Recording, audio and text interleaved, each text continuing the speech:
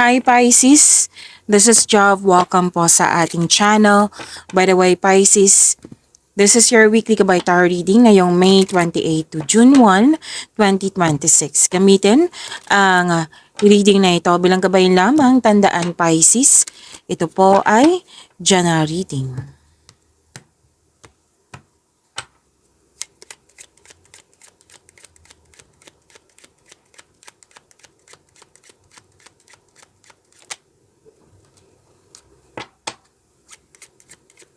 Mga parating pa po para kay Pisces.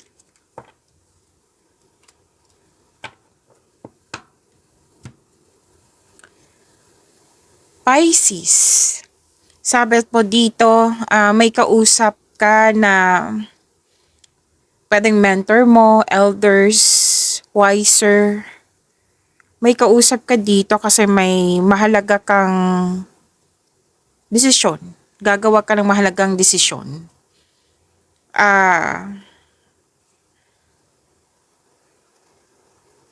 Pwedeng nag-gather ka na factual information. Gagawa ka ng wise decision. Parang nagmamadali ka dito, Pisces. Fear of aging, may pag-uusap sa ganyan, or you're running out of time. Yan. At most likely, kausap mo dito is elderly woman greater than 60 years old. Na nag-uusap po kayo tungkol sa old situation, old things.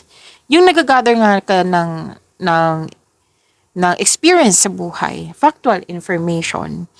Old situation, old things, something already known, something in decline, old fashion.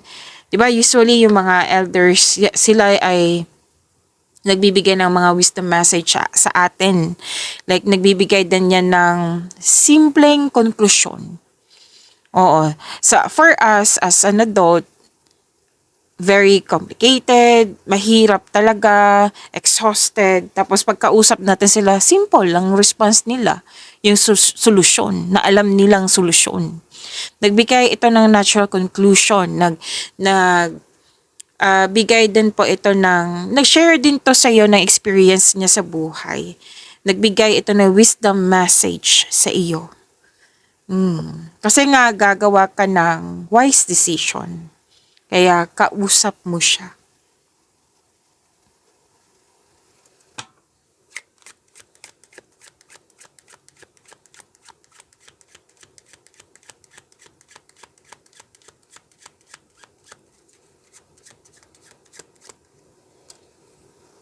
Oh. Mukhang ang concern mo, Pisces. Parati itong lumalabas sa iyo. Na malapit to sa iyo kasi nakikita ko dito. Alam mo to kung sino to ha. May enemy kasi. Dalawang card po nag-confirm dito. Na correct me if I'm wrong. Basta nakikita ko to sa Pisces po. Na may taong hindi totoo sa iyo na pwedeng nangyari na to sa nakaraan. Kasi reaction na nag-react niya na hanggang ngayon bit-bit mo pa rin yung pwedeng sama ng loob, yung mga nangyari yun nga, sa mga ginagawa or sa mga salita niya, naapektuhan ka. Okay.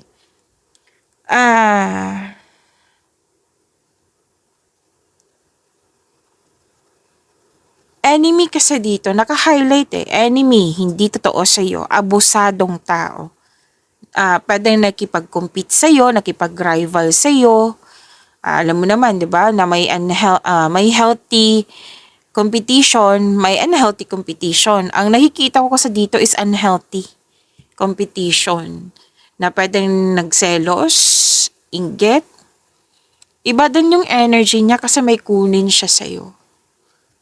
Oo, may kunin siya sa'yo. Ano yung kunin niya, Miss Jeff? Depende to sa sitwasyon niyo ngayon eh. So, sasabihin ko isa-isa ha. Isa-isahin ko.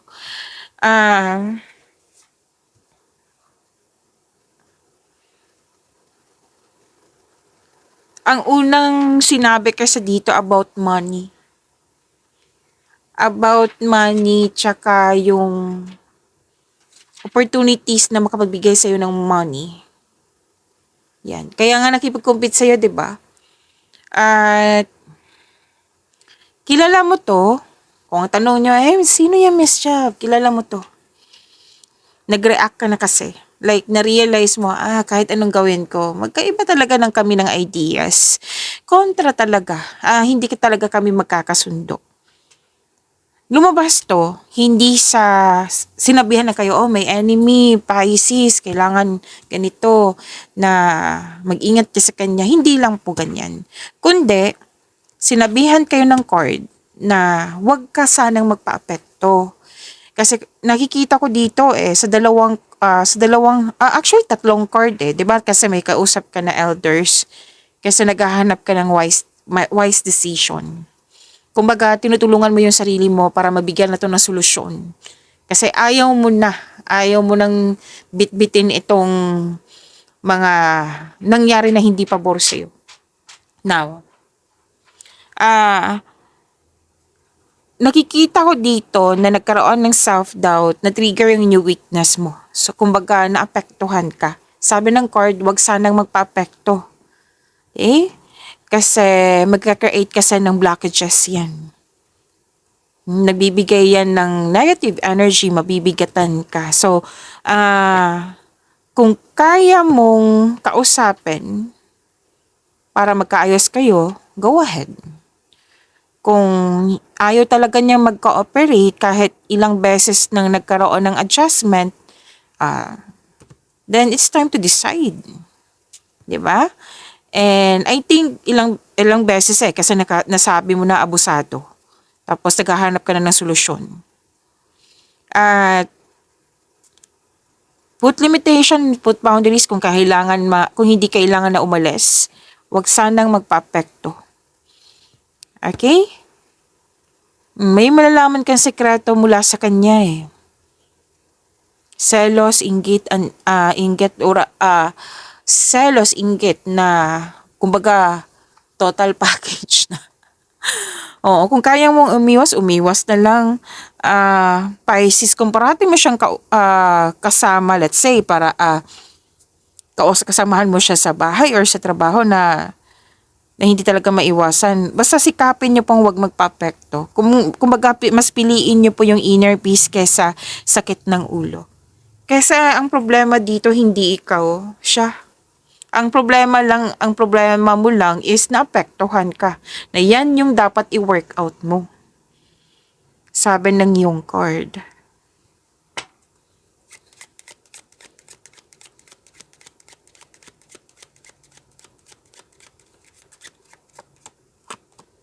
Kakaiba yung ugali niya. So, kailangan mo talaga mag-ingat sa kanya. Kahit matapang ka, Pisces, mas piliin mo na lang talaga yung inner peace nga na walang sakit sa ulo. Kasi problema niya to Kung concerned ka talaga sa kanya, isuko mo siya kay God. Hihingi ka ng divine assistance, mag-focus ka. Kung mag-focus ka sa kanya, may mangyayari bang growth? Question yourself, ask yourself, may mangyayari bang growth? Kung mag-focus ako sa opportunities na binigay sa akin ni God, syempre may mangyayaring growth yan. 'Di ba? Tanungin mo yung sarili mo kung saan ka mag-focus.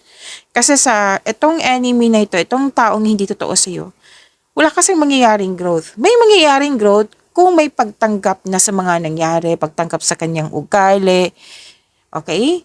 Kasi ma-exercise yung patience mo yan 'Di ba? Okay, so andito din yung cheating. Cheater siya. Tapos, kung hindi to nangyari sa nakaraan ingat talaga kasi may balak siyang kunin sa'yo. Ano yung gustong kunin niya, Miss Job? Pwedeng energy. Sakit sa ulo 'di ba? Madadrain ka niyan. Pwedeng energy. Pwedeng gamit. Yung sinabi ko kanina na may sinabi kasi sa akin kanina na pera. Pero ingatan yung mga bagay-bagay na importante sa'yo Kasi kung baka ma-misplace din to Kasi may sinabi sa akin na misplace. Ang sinabi din ng card, huwag ka mag-spend time sa mga taong nade-drain yung energy mo. Baga sa madaling salita, huwag kang mag-focus sa mga nagbibigay ng sakit ng ulo sa iyo. May ano dito kung walang cheater is magnanakaw pa rin yan, di ba? For me, depende na yan sa iyo. Mag-ingat sa magnanakaw may nagsabi din sa akin ngayon na nag-spy. Kasi may gusto siya nga siyang kunin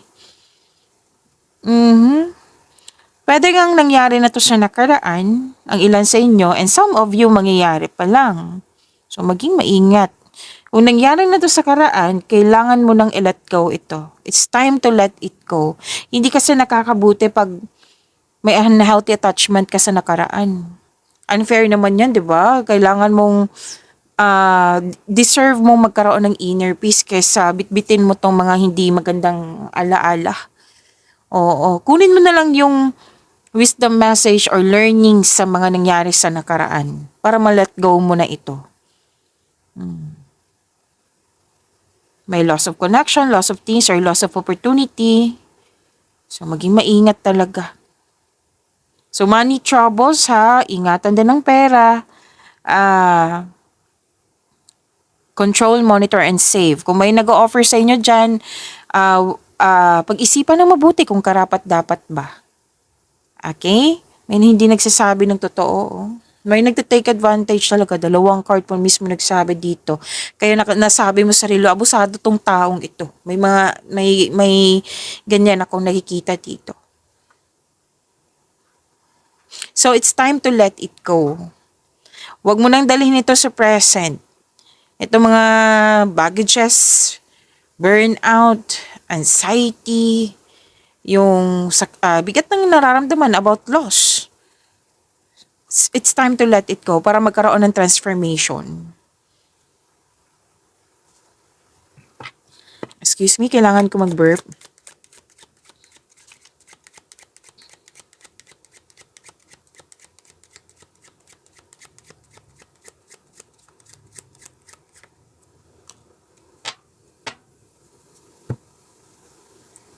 Oh, okay. Prepare yourself talaga.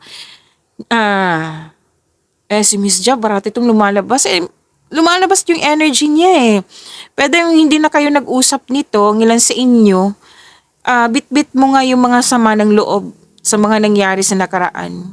Posibleng naging mabuti ka sa kanya, tapos ang response, hindi naging mabuti sa'yo. Kung yung gante, oo, hindi naging mabuti sa'yo. So wala tayong magagawa yan kasi choice nilang maging ganyan Kung concerned ka sa kanya, ipag-pray mo nga. Kung ayaw na niyang mag-cooperate para magkaayos kayo, ipag-pray mo. I-pray mo din yung sarili mo na mo-overcome mo ito. And it's time na talaga. Advice ng card dito na let go mo na to, itong bit-bit ng bigat ng nararamdaman mo para magkaroon ng transformation. I think pinaprepare na talaga kayo. Transformation kasi ang sabi dito, kung may pagtanggap na. Magkakaroon ng transformation kung yun ay willing kang i-let go mo na ito. Kasi itong mga baggages nito, hindi na siya kailangan sa new beginning mo. Okay? Kailangan ma-end na to make new room for new beginning. It's time to move on. Kalimutan mo na yung past. Kasi may new direction na parating na kailangan mong mag-focus sa new direction, na kailangan magkaroon ng magandang energy, na hindi kailangan yung mga baggages or blockages niyan. Okay? So, it's over. It's time to move forward. Ilang beses na lumabas dito yung loss of connection.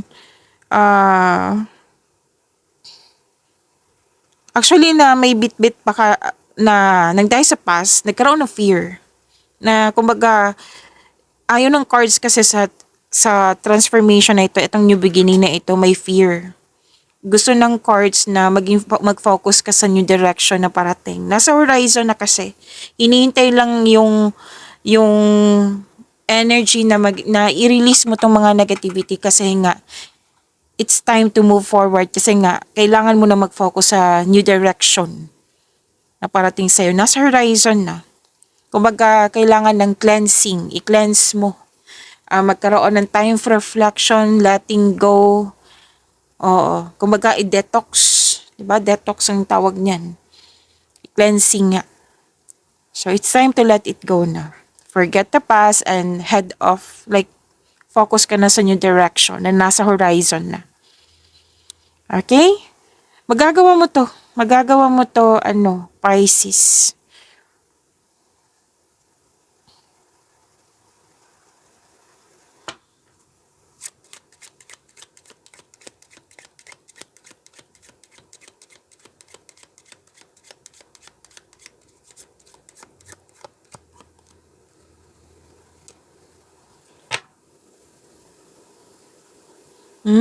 Ilang beses nga. 1, 2, 3, 4. Apat na card na po mismo nagsabi dito regarding sa loss of connection. Nasaktan ka, nabibigatan ka, naapektuhan ka talaga hanggang sa naapektuhan din yung present mo. Yan. You feel para ka nakatali sa isang bagay, sa isang sitwasyon or sa isang tao at ikaw nahihirapan. At sabi ng court, stop punishing yourself, Pisces. Yan talagang sabi.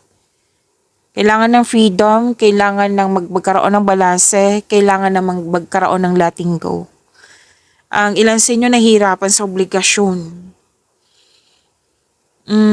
Kasi someone is, naging dependent sa iyo. Kaya kailangan nyo mag-usap niyan. Huwag mong hayaan na tahimik ka lang, nabibigatan ka na. Para kasing unable to express yourself. May dito, pregnant.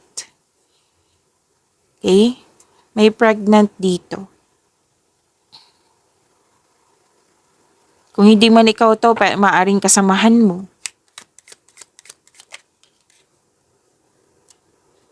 Pinupush talaga ng cards nyo, Pisces, ha, na it's time to let go na itong burden na ito. Kasi pinaprepare na kayo sa new beginning. Okay? Binupush na eh. 5 card na po nagsabi dito. So, it's time to focus na sa new direction.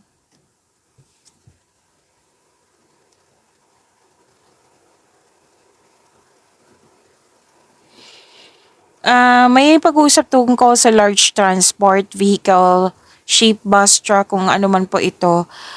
May hinihintay ka. Naghihintay ka kasi may pag-asa. Another card na naman nagsabi dito, kailangan habaan ng pasensya kasi nakita ko dito nainip ka. Nainip. Ang kasunod niyan, disappointment. Ang kasunod niyan, anxiety, di ba? Huwag mong hayaan na magkaroon ka ng anxiety kasi ang hirap niyan. Let's say, nanonood kayo ngayon tapos nagkaroon ng anxiety. Kailangan mo ng tulong. Tulungan mo yung sarili mo. Time for reflection. Anong tawag nito? Diary, journal, or hanap ka lang may kausap na alam mo makakatulong sa'yo. Okay?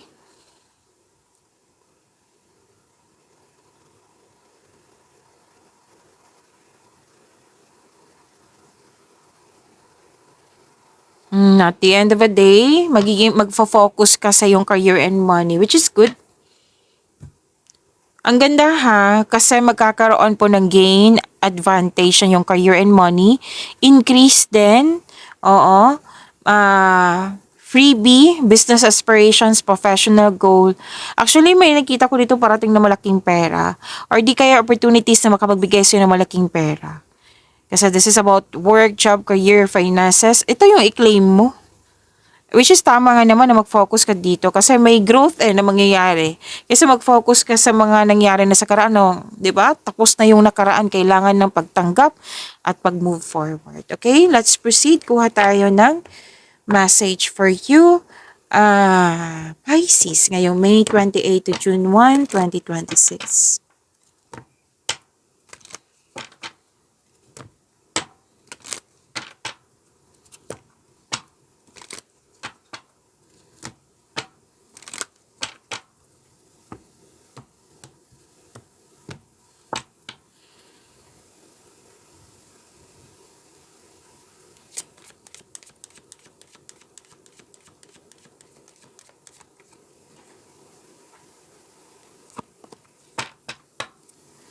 Balance, spirituality, and practicality, full moon in Pisces. Okay. Same pa rin itong sinasabi ng kanina na kailangan mo magkaroon ng time for reflection para magkaroon ng balance, lalo na sa iyong emotion. Okay? Na yung cleansing, detox nga, yung magkaroon ka ng, gawa ka ng paraan. Like, mag-take time ka sa nature. Depende na to sa'yo kung saan ka hiyang, comfortable. Kung gusto mo ng kausap, then go ahead. Para ma-release mo na ito, ma-express mo na ito. Oo, tapos, pwede din na, journal, diary. Yan. It's time to focus na talaga. Relansehin mo, tapos mag-focus ka na. Naulit na naman yung parating prepare ka nga. Kasi may new direction. Hinihintay lang tong pang let go mo sa mga nakaraan At sabi din dito na ilista mo yung mga pangarap mo sa buhay. Like, this is an invitation kasi na mangarap na walang limitasyon. Na kailangan kasing yung ilista mo kailan ano bang date ka magsisimula para bigyan mo na ng aksyon itong mga balak mong gawin. So emotional at mental na balanse. Para makapag-isip ng maayos, linisin yung espasyo mo dyan, yung kalat. Tapos mag-meditate ka. Kasi kung makalat yung surroundings mo, mas maguguluhan ka, 'di ba? Tapos suriin mo din yung kutob mo. Huwag basta maniwala sa iyong emotion. Gamitin mo yung lohika at para suriin kung ano yung totoo mo talagang nararamdaman or ano yung takot na nararamdaman mo. Like, i-identify mo talaga para mabigyan mo ng solusyon.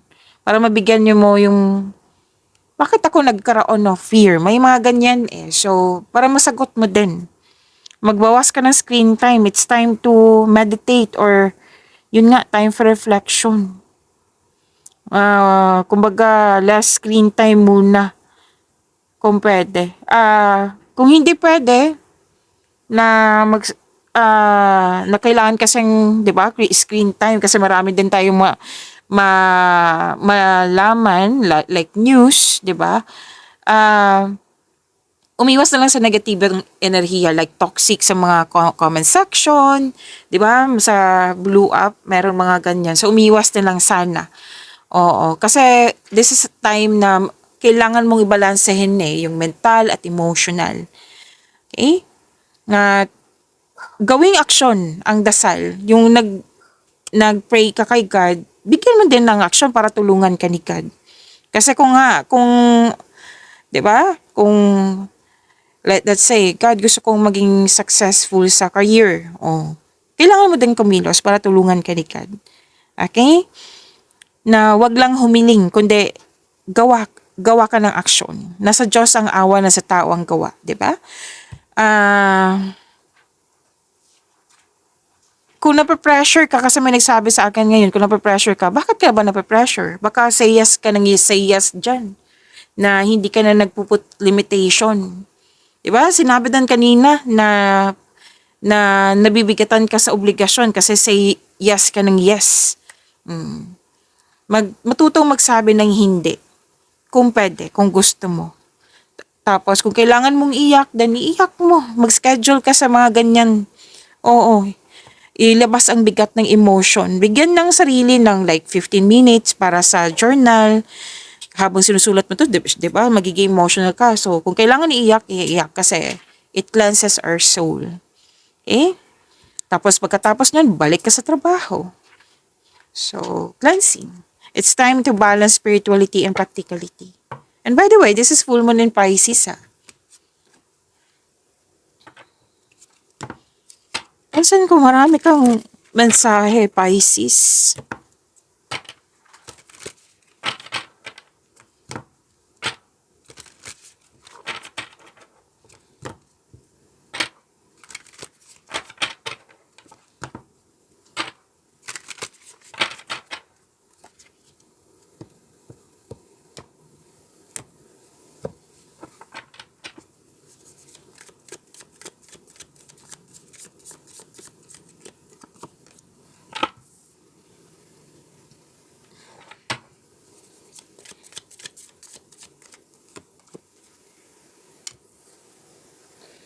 Maraming salamat po sa mga hindi nag-skip ng ads.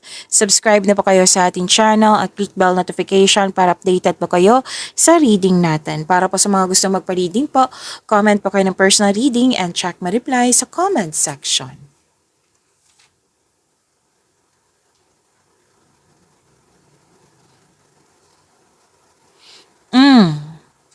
New beginning, abundance. So, sinabi ng card dito na kailangan mo kasing, naging guarded ka kasi ayaw mo masaktan. It's time to let go na. Kasi may naghihintay talaga na new beginning sa iyo, magkakaroon po ng abundance. May parating na blessings, gift from the universe, posibleng new job opportunity, which is sinabi kanina, di ba, mga bagong opportunities or unexpected sum of money. Di ba, nag-clarify po siya dito sa tarot cards mo.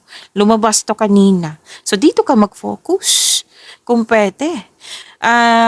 Ang pagbabago na ito ay may unlimited growth towards to your finances, lalo na sa pera ha. At nakikita ko dito na may parating na love or romance para sa mga single. May plano mag-level up ang mga may relasyon dito. May ilang couple din dito na kontento na sa pagmamahalan.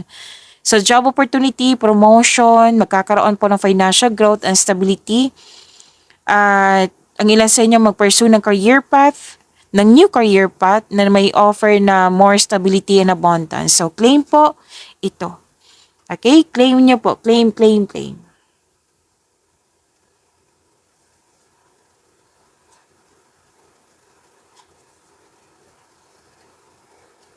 Nahihirapan ka din sa paggawa ng desisyon. Kaya may kanina, 'di ba? May kausap ka na elders, mentor, wiser. Kasi gagawa ka ng wise decision. Naniniguro ka kasi dito kasi naging guarded ka. Kasi may fear. Nang dahil sa nakaraan, nahirapan ka sa paggawa ng desisyon. So this card tells us na i-release mo na tong fear na ito para makapag-decide ka na. Only you know what is best for you. Okay? At gumawa ng matibay na plano. Kasi may gagawin ka dito lalo na sa career and money mo. May offers sa'yo na ayaw mo mag-decide agad kasi ayaw mo magkaroon ng negative outcomes. So, i-release mo tong fear na ito para makapag-decide ka ng maayos. Okay? Don't hesitate too long kasi opportunity, di ba? Minsan mawawala yan sa tagal ng desisyon. So, don't hesitate too long. Para fair sa'yo, gumawa ka ng konkretong plano para mawala tong fear, doubt, hesitation na ito.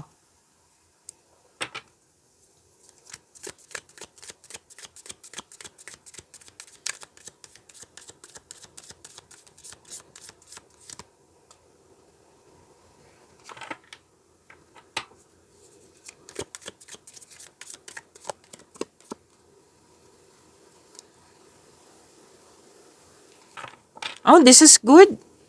Overcoming obstacles to. Hinarap mo yung mga challenges, obstacles, struggles ng buong tapang. So, overcoming obstacles to. Nang dahil sa na-overcome mo yung mga obstacles niyan, magkakaroon ng success sa iyong career and money. Andito din po yung malaking pera na parating. Lumabas pa rin. 3 card na mismo nagsabi niyan. So this is success. Magkakaroon ng positive outcome. Resulta to sa inyong sipag at tiyaga. Resulta to sa kasi hinarap mo yung mga challenges ni iyan. Andito pa rin yung exciting opportunities po. Andito pa rin yung financial growth na sinasabi kanina pa. Claim po, claim, claim, claim. Makaka-receive ka din ng acknowledgement that you deserve. This is recognition. At may grupo ng tao dito na very supportive sa iyo na nagbigay ito ng, anong tawag nito? Yung na-motivate ka ng dahil sa mga support nila. So enjoy your success. Pisces, claim niyo po ito. Oo, ito ay maganda kalusugan, kaligayahan at kaya-ayang pakiramdam, success at achievement po ito. Claim niyo po.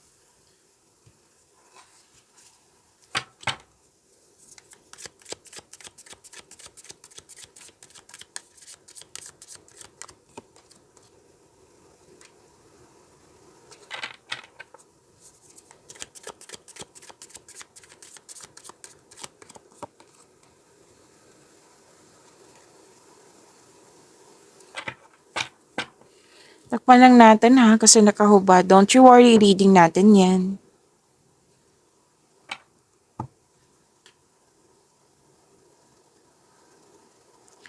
Pisces, gusto niyo bang ma-prompt kayo, ma-notify kayo, like mapanood niyo po agad yung premiere ng video natin? Kung gusto niyo po, i-click niyo po yung bell notification dyan. Huwag niyo din kalimutan na mag-subscribe sa channel natin. Kung hindi niyo po alam, magpaturo po. Okay, nag-o-offer na po ako ng rush reading. Kung gusto niyo po, comment down personal reading at antayin yung reply ko.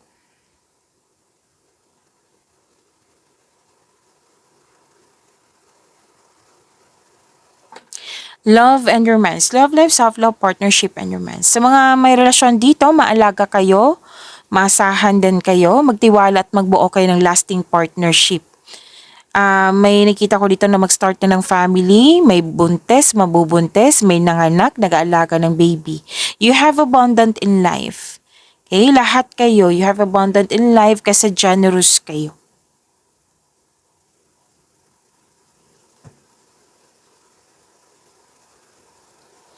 So, accept your mistakes as well sa person na ito. Kasi may sabi dito, nagkaroon kayo ng conflict sa isang tao. Single ka man, marelasyon sa buhay mag-asawa. Accept your mistakes as well sa person na ito so you can successfully let the past go. Maaari din magpakita or may balak bumalik yung dating malapit sa'yo. Okay, nagkaroon kayo ng loss of connection para humingi ng tawad at mag-put ng closure. Balak pa kasi to. So kung mangyayari na, seek forgiveness in order to move forward, sabi ng iyong card.